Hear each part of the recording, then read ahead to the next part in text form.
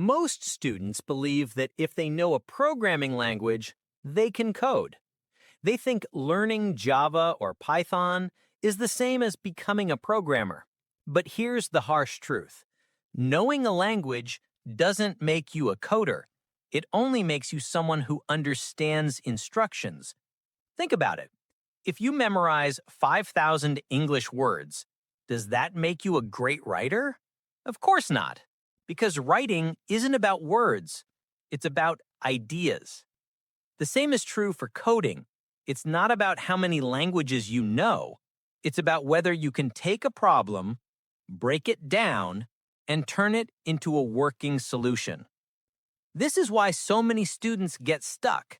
They spend months learning syntax, practicing loops, writing "Hello World" in every possible language. But when faced with a real problem, like designing a system, optimizing performance, or debugging something broken, they freeze. Why? Because coding was never about the language. It was always about problem solving. This is the difference between average coders and real coders. The average coder can copy a function from Stack Overflow. The real coder can build the function from scratch. The average coder can follow a tutorial step by step. The real coder can throw away the tutorial and still create something new. So, how do you become the second kind? You stop obsessing over languages. It doesn't matter if you know C++, Python, or Rust. What matters is, can you think logically? Can you analyze a problem, design a plan, and code your way through it? That skill doesn't come from memorizing.